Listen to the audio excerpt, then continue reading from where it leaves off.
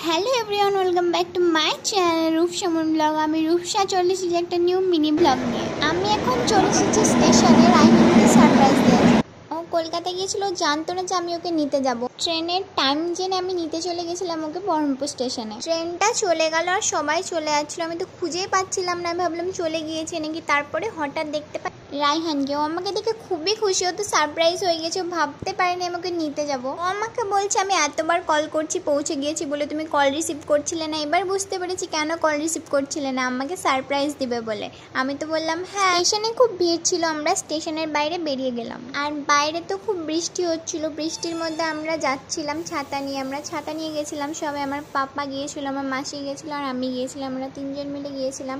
রায়হান বাইকটা গ্যারেজে রেখেছে, তার জন্য আমরা এখন গ্যারেজে যাওয়ার জন্য হাঁটছিলাম। এর মধ্যে এখন আমি দাঁড়িয়ে আছি, ওকে নিতে এসেছি, বাইক নিতে গেছে। এখানে বাইক রেখেছিল গ্যারেজে, বেরোবে এক্ষুনি, যে বাড়ি চলে যাবে, আমরাও বাড়ি চলে যাবো। ওকে সারপ্রাইজ হয়ে গেছে পুরো, আমাকে দেখতে পেয়ে হঠাৎ, ভাবতে পারিনি আমি নিতে আসবো। সারপ্রাইজই দিয়েছি, মিলে নিতে এসেছি। এখানে মাসি আছে, পাপা আছে, দেখা এখানে ছাতা ধরে দেখানো যাচ্ছে। অনেকক্ষণ ওয়েট করার পরে শেষমেশ বাইক নিয়ে বেরোলো। হয়তো অনেক ভিড় ছিল ভেতরে। বৃষ্টির মধ্যে রেনকোটটা পরে নিয়েছিল, কিন্তু হেলমেটটা মাথায় পরেনি।